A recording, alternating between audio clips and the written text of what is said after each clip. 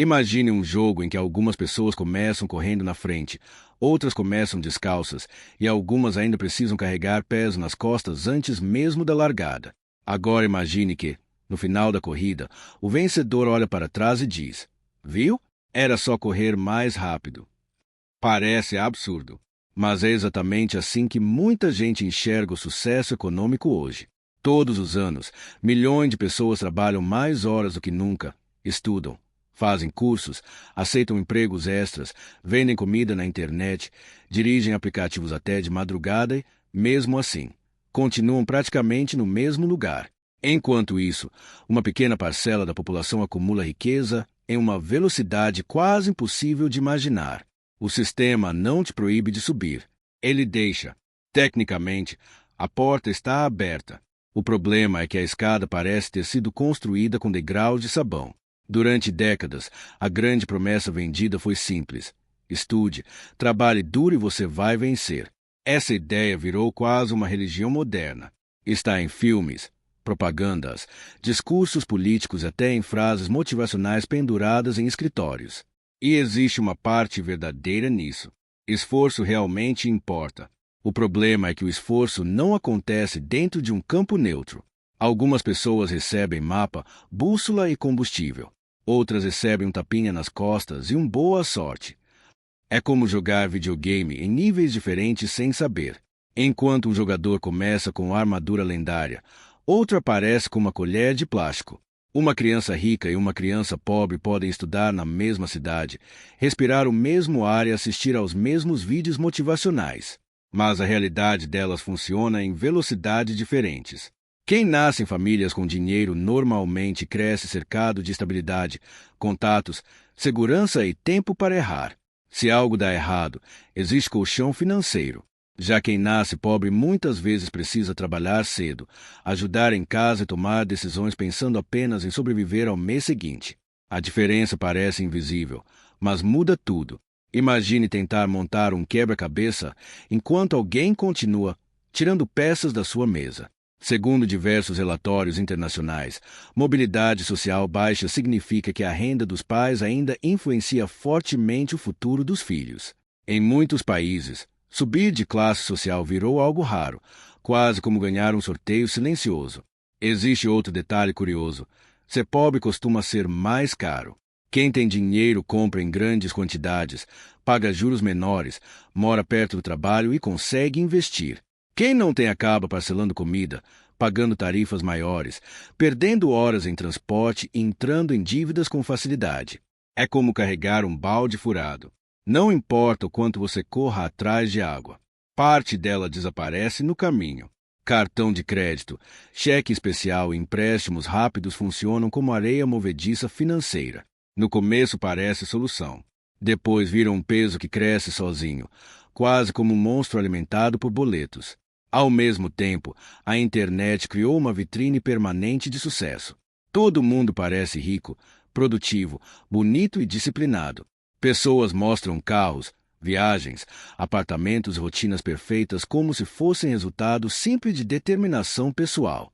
Mas quase ninguém mostra herança, contatos familiares, investimentos antigos ou privilégios invisíveis. É como assistir apenas aos gols de um jogador sem ver quantas vezes ele começou a partida já perto do gol. Isso cria uma sensação estranha. Se você não conseguiu subir, talvez a culpa seja totalmente sua.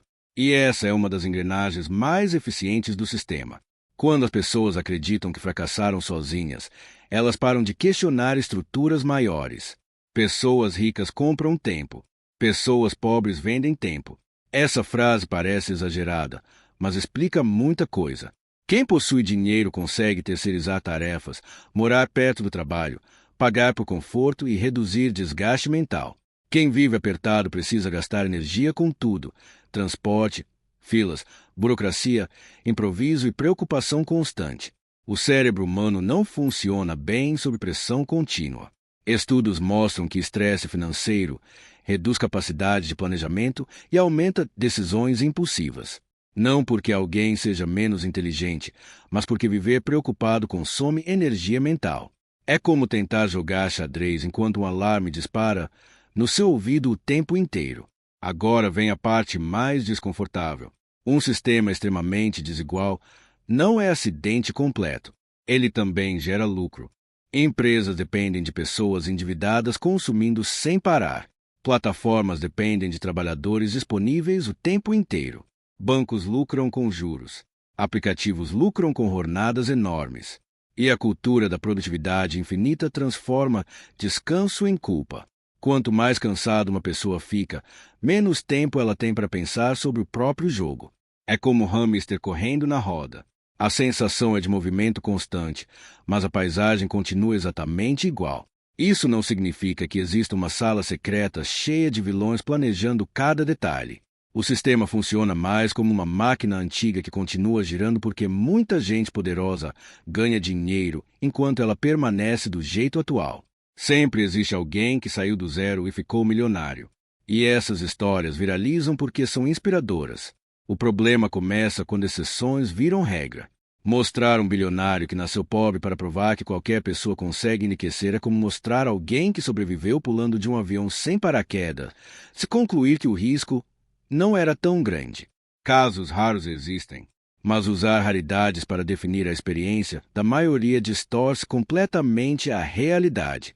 Enquanto uma pessoa consegue escapar, milhões continuam presos tentando entender por que o elevador social parece quebrado.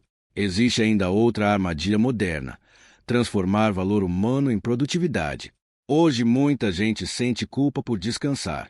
Se você não está produzindo, monetizando, estudando ou trabalhando, parece que está perdendo tempo. O problema é que viver assim cria pessoas exaustas tentando competir sem nunca recuperar energia. É parecido com um celular usado no brilho máximo o dia inteiro, sem entrar na tomada. E quanto mais cansadas as pessoas ficam, mais fácil se torna aceitar condições ruins apenas para continuar sobrevivendo. Existe, mas ela é mais complicada do que frases motivacionais gostam de admitir. Educação financeira ajuda. Contatos ajudam. Políticas públicas ajudam. Acesso à saúde, transporte, segurança e estudo ajudam muito. Redes de apoio ajudam. Tempo ajuda. Estabilidade emocional ajuda. O problema é que o discurso popular costuma resumir tudo em basta querer. Querer importa, mas querer sem oportunidade é como tentar acender fogueira na chuva usando fósforo molhado. Entender isso não significa desistir. Significa enxergar o tabuleiro inteiro. Existe uma imagem perfeita para entender tudo isso. Imagine um prédio enorme onde todos precisam subir até o último andar. Oficialmente, o elevador está disponível para qualquer pessoa, mas alguns entram direto no topo usando senha VIP, enquanto outros descobrem que o botão nunca funciona para eles. Então aparece alguém dizendo: "Eu consegui subir pelas escadas, então qualquer um consegue." O detalhe é que essa pessoa talvez tenha subido 10 andares. Outras precisam subir sem carregando sacolas. E quanto mais tempo alguém passa tentando apenas sobreviver, menos espaço sobra para planejar o futuro. Sonhos longos exigem estabilidade curta. É difícil pensar em investimentos quando falta dinheiro para o fim do mês. Por isso, tanta gente vive cansada sem entender exatamente o motivo. Não é preguiça. Muitas vezes, é apenas desgaste acumulado dentro de uma corrida que nunca desacelera. Talvez a parte mais inteligente do sistema seja convencer as pessoas de que ele é totalmente natural, quase como gravidade. Se alguém enriquece, chamam de mérito absoluto. Se alguém afunda, chamam de fracasso individual. Assim, estruturas gigantes desaparecem da conversa, mas basta observar com calma para perceber padrões. Quem já começa perto do topo normalmente sobe mais rápido. Quem cai na pobreza demora muito mais para sair. E crises econômicas quase sempre machucam mais quem já estava vulnerável. É como um prédio inclinado. Algumas pessoas conseguem subir mesmo assim, mas fingir que a inclinação não existe muda completamente a discussão. O sistema não te impede de subir. Ele apenas torna a subida cansativa, desigual e improvável para muita gente. A porta continua aberta, mas alguns chegam nela depois de caminhar quilômetros carregando pedras. E talvez seja por isso que tantas pessoas sintam exaustão mesmo fazendo tudo certo. Porque trabalhar duro dentro de um sistema desigual pode parecer corrida infinita em esteira. Existe esforço real, suor real e cansaço real, mas o cenário muda devagar demais. A pergunta então deixa de ser apenas quem se esforça e passa a ser quem desenhou as regras. Por quê? No fim, quem ganha quando você acredita que tudo depende apenas de esforço individual? Enquanto isso, quem já nasceu confortável pode transformar pequenos erros em aprendizado, porque possui proteção financeira, emocional e social para cair sem destruir completamente a própria vida.